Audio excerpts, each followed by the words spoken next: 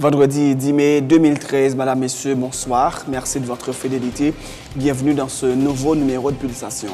Au sommaire de l'actualité, la première réunion du comité d'efficacité de l'aide internationale au développement d'Haïti s'est déroulée ce vendredi à Port-au-Prince.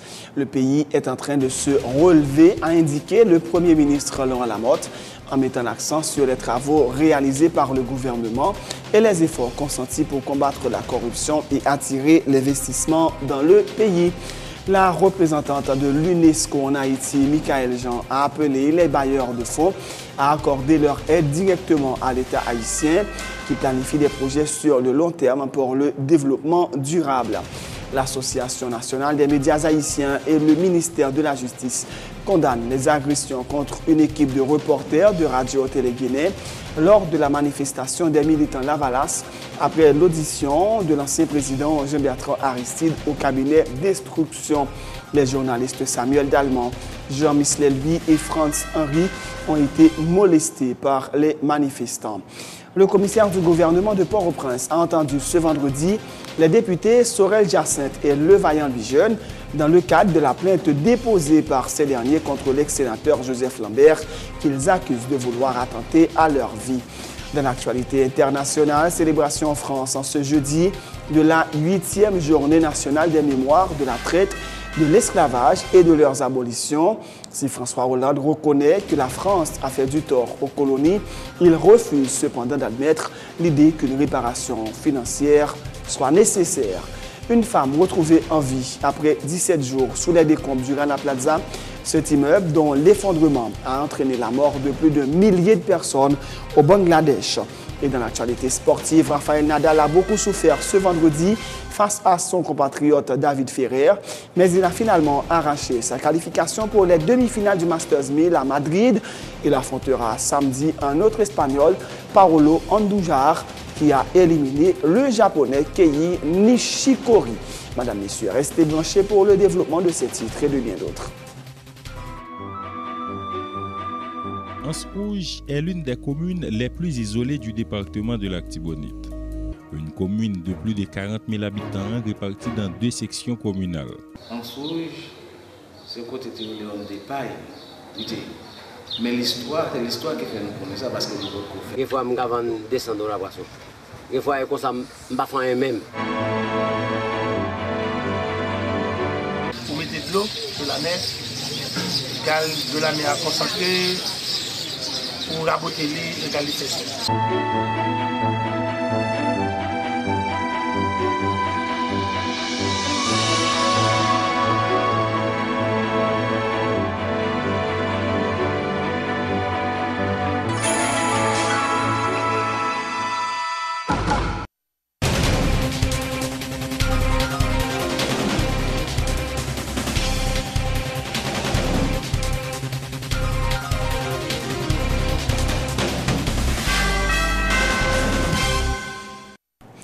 Chef, bienvenue dans le développement du journal. C'est ce vendredi 10 mai 2013 que s'est déroulée à l'hôtel Oasis à Pétionville la première réunion du comité d'efficacité de l'aide internationale au développement d'Haïti. À l'ouverture de ces assises, le Premier ministre Laurent Lamotte a réaffirmé la volonté du gouvernement haïtien d'assurer le leadership dans les efforts de développement du pays. Il s'est félicité des efforts déployés par son administration, notamment en matière de construction d'infrastructures, citant entre autres la réparation de l'aéroport international de Port-au-Prince et la construction d'infrastructures sportives dans plusieurs régions du pays. Laurent Lamotte fait remarquer qu'à elle seule, la commune de Pétionville a attiré ces dernières années des investissements de l'ordre de plus de 100 millions de dollars américains uniquement dans le domaine hôtelier. Il a aussi plaidé en faveur de l'accélération du processus de décaissement des fonds devant être alloués au relèvement d'Haïti. J'espère que les délégations en visite en Haïti à l'occasion du CAED auront l'occasion de constater sur le terrain la réalité du développement en marche aujourd'hui. Nous avons vécu de terribles sécheresses qui ont détruit plus de 80% de notre agriculture. Des cyclones, Isaac, ensuite Sandy. En tout, les dégâts sont estimés à plus de 13 milliards de dollars, incluant le tremblement de terre, bien entendu. Cependant, le gouvernement seul n'y arrivera pas. Avec les maigres moyens que nous avons déjà commencé ce travail. L'aéroport de Port-au-Prince a été réhabilité. L'aéroport du Cap est désormais opérationnel. Les rénovations ont démarré à l'aéroport des Cayes sur la base des nouveaux plans. Et ceci suivant le plan de développement stratégique d'Haïti. D'ici 2015, Haïti aura 5 nouveaux aéroports. Une initiative importante pour la jeunesse haïtienne est la construction, pour la première fois de l'histoire de notre pays, de 18 stades sportifs et 50 mini-stades. Le ministère de l'Intérieur et des collectivités territoriales, le ministère du Commerce, le Parlement, le ministère des Affaires étrangères, la Direction générale des impôts, ceci pour ne citer que ces bâtiments. Nous allons continuer pour construire la Cour supérieure des comptes et bien plus encore. Pétionville a déjà reçu plus de 100 millions de dollars d'investissement en hôtel. Plus de 40 millions de dollars sont investis dans cette superbe ville de Jacmel. Le temps est à l'action. L'action sur les procédures et la vitesse des décaissements pour nous permettre de faire plus, d'aller plus loin. L'action sur la faim. Le gouvernement agit sur la faim. Nous avons plusieurs programmes de protection sociale, plusieurs programmes de lutte contre la cherté des prix pour aider notre population. Le président Michel Martelly a de son côté salué l'appui des partenaires internationaux du pays. Il dit souhaiter toutefois que cette réunion soit organisée chaque année pour permettre à Haïti et à ses partenaires de faire le point sur l'efficacité de l'aide octroyée au pays en vue de son développement. Michel Martelly.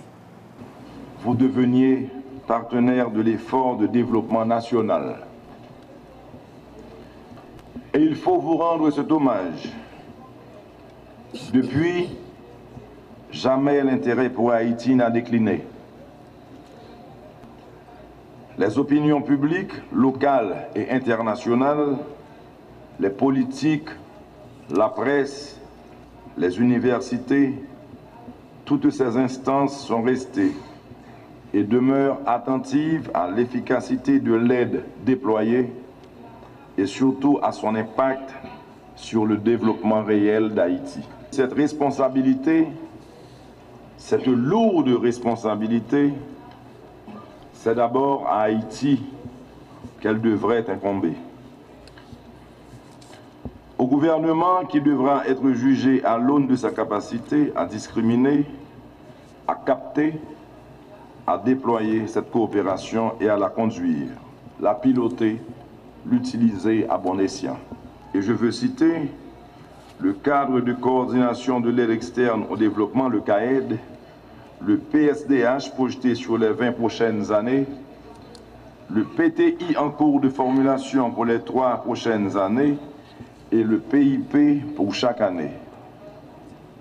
Ces initiatives mettront fin, je l'espère, à tant de frustrations vécues jusque-là par toutes les parties. À ces fondamentaux, de surcroît, d'un côté comme de l'autre, vous y ajoutez la bonne foi, privilégiant exclusivement, je préfère dire principalement Haïti, alors le CAED deviendra le rendez-vous annuel pour faire le point à haut niveau sur l'efficacité de l'aide en Haïti. Participant à la conférence, l'envoyé spécial de l'UNESCO pour Haïti, Michael Jean, a estimé qu'on ne saurait trouver mieux au problème d'Haïti que des solutions haïtiennes. Le succès de la reconstruction passe par la création par la communauté internationale d'opportunités pour les Haïtiens, fait remarquer l'ancienne gouverneure générale du Canada. Elle a appelé l'international à accompagner les autorités haïtiennes dans la construction d'infrastructures nécessaires au relèvement du pays. Michael Jean. L'aide, l'accompagnement, je dirais, les investissements pour la construction d'infrastructures demeurent essentiels pour pouvoir atteindre les étapes nécessaires pour que ce pays se remette sur pied et pour que ce gouvernement réussisse à réaliser les politiques qu'il énonce bien et ses priorités. Combien il serait important de pouvoir accompagner ce pays dans sa capacité justement de réalisation. Or, dans ce qui a été présenté par le Premier ministre tout à l'heure, on a bien vu ce qu'Haïti a réussi à accomplir avec les moyens réduits dont disposait le gouvernement. C'est dire que l'appui budgétaire, si nous voulons, par un effort de cohérence, répondre à la déclaration de Paris, l'appui budgétaire est fondamental. Pour cela, il faut que nous puissions, en partenaire réel, nous engager aussi dans un rapport de confiance. Haïti produit des énergies et des forces vives. Haïti produit aussi de l'intelligence. Et je pense que dans les solutions qui sont énoncées, on voit clairement l'expression de cette intelligence. C'est-à-dire que on ne peut pas mieux trouver pour Haïti, pour les problèmes d'Haïti, que des solutions haïtiennes. Le succès pour la reconstruction d'Haïti, c'est de créer des opportunités, de créer un avenir pour la population haïtienne, doit être aussi notre succès à tous de la communauté internationale. Le cadre de coordination de l'aide externe au développement d'Haïti, CAED, est dirigé par un comité de 32 membres, composé de 16 Haïtiens et 16 étrangers. Cette structure, conçue pour recevoir l'assistance internationale à Haïti, remplace la Commission intérimaire pour la reconstruction d'Haïti, CIRH. Autre point de l'actualité, l'Association nationale des médias haïtiens et le ministère de la Justice condamnent les agressions contre une équipe de reporters de radio-télé guinéens lors de la manifestation des militants Lavalas après l'audition de Jean-Bertrand Aristide au cabinet d'instruction. Les journalistes Sorel Dalman, Jean Michelet, lui et Franz Henry ont été molestés par des manifestants. Dans un communiqué en date du 9 mai, la NMH, qui s'est dit scandalisée et consternée, déplore et condamne cet acte d'intolérance et rappelle qu'aucun secteur ne devrait remettre en question les prérogatives constitutionnelles des médias qui doivent avoir le plein accès d'exercer leur devoir d'informer. Rappelant que de nombreux événements malheureux avaient été enregistrés sous la deuxième présidence de Jean-Bertrand Aristide entre 2001 et 2004, la NMH a invité la corporation à la vigilance et à la défense des espaces de conquête de liberté acquises de haute lutte. De son côté, le ministère de la Justice a condamné également l'agression contre l'équipe de Télé-Guinée, un acte regrettable, écrit le ministre Jean-Renel Sanon dans son communiqué rappelant que la tolérance est une des valeurs essentielles à l'état de droit. Tout à fait autre chose, le commissaire du gouvernement de Port-au-Prince a entendu ce vendredi le député Sorel Jacinthe et le vaillant Louis Jeune, son collègue, dans le cadre de la plainte déposée par ces derniers contre l'ex-sénateur Joseph Lambert, qu'ils accusent de vouloir attenter à leur vie. La veille, le chef du parquet avait interrogé le conseiller du chef de l'État. Ce vendredi, le vaillant Louis Jeune et Sorel Jacinthe affirment avoir communiqué au chef du parquet des informations pouvant l'aider à faire la lumière sur la question. Bon, lui poser une question, l'encadre, plainte que nous déposons contre le sieur, l'ex-sénateur Joseph Lambert, pour tentative d'assassinat et complot que le fait pour l'assassiner. Nous croyons que Jodia, commissaire là, l'était invité nous venir juger yotan de nous, donc nous avons quitté justice là, fait coulis, donc nous avons Donc, je ne sais pas exactement qui détaille. C'est comme si il n'y a pas même besoin d'inviter nous. Nous partager tout ça, nous connaissons, suivant toute question que vous posez, nous répondons à eux. C'est une plainte qui est déposée.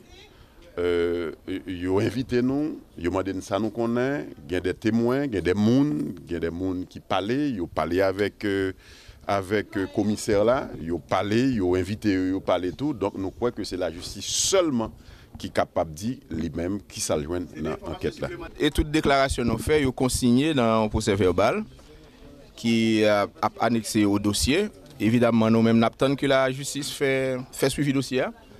Et attendons le dossier dans le cabinet d'instruction. Quelle interprétation fait de déclaration sénateur Lambert hier là? Bon, écoutez, le sénateur Ali libre de salver.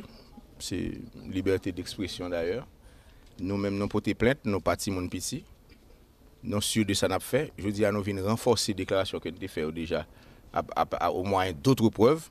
Donc à la justice de décider est-ce que les plaintes là les fantaisistes ou bien est-ce que il y a de matière qui peut faire poursuivre M. Lambert.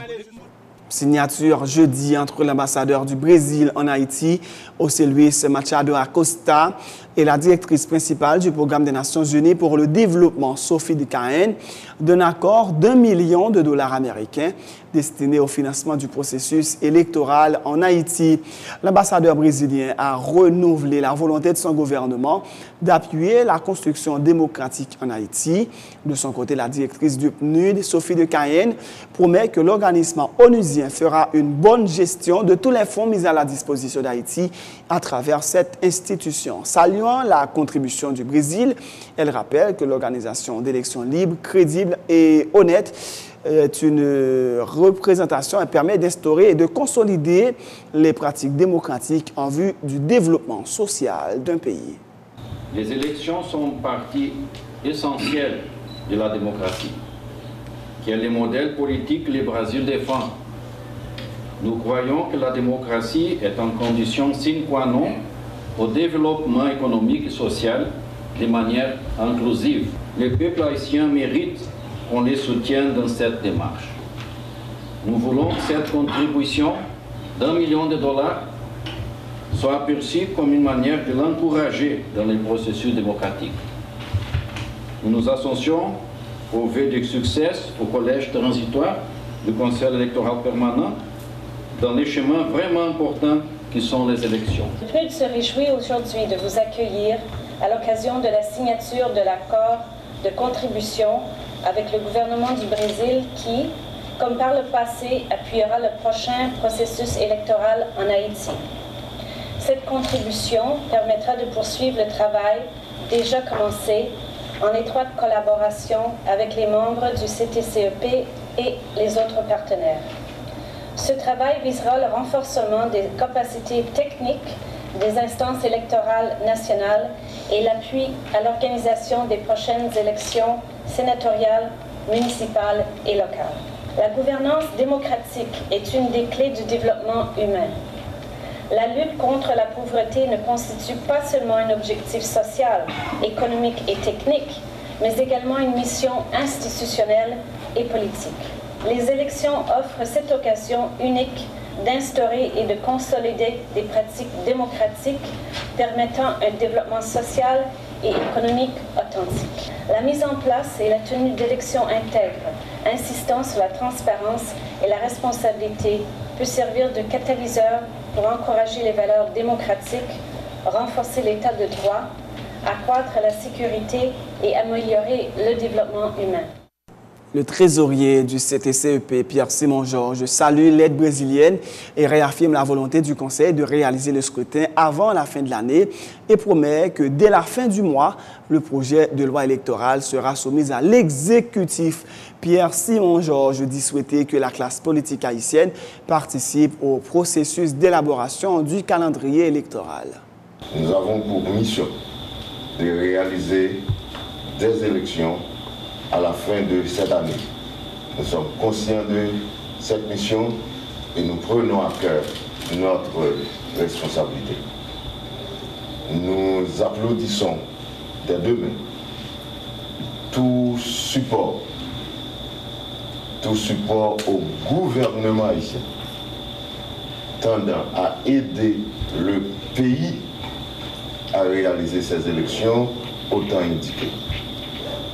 Nous applaudissons des deux mains tout support technique tendant à aider le Conseil électoral à réaliser sa mission.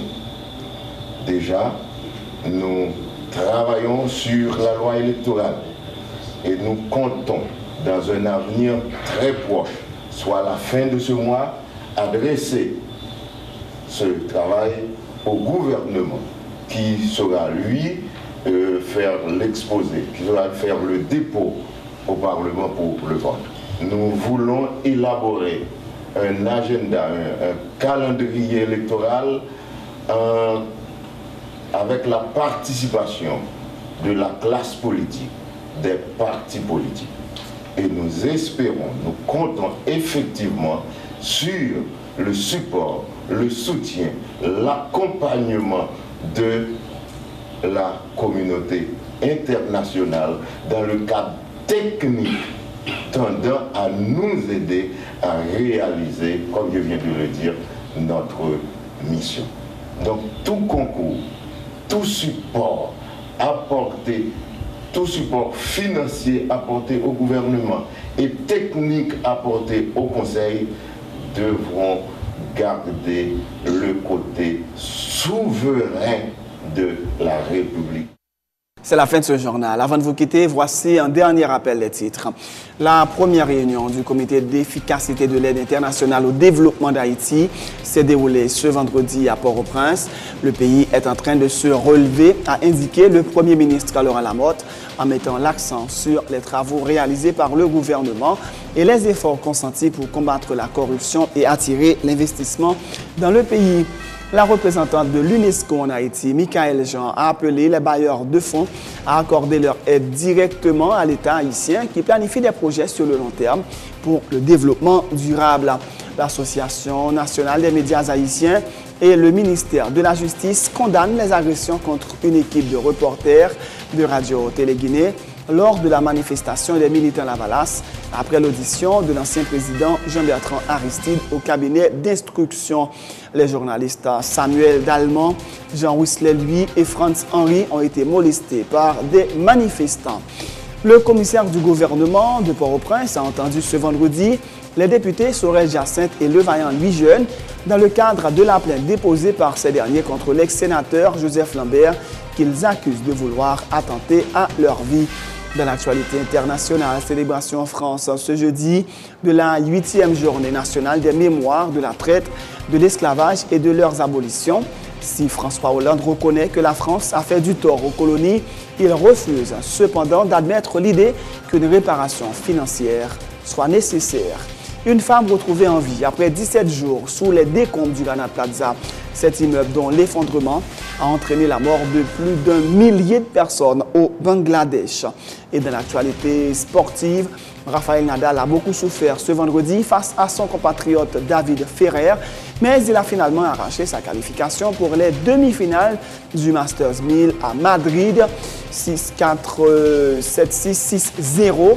Il affrontera samedi un autre Espagnol, Paolo Andújar, qui a éliminé le Japonais Kei Nishikori. C'est la fin de ce journal. Merci de l'avoir suivi. Bonne suite de programme et bon week-end sur Télé Pluriel.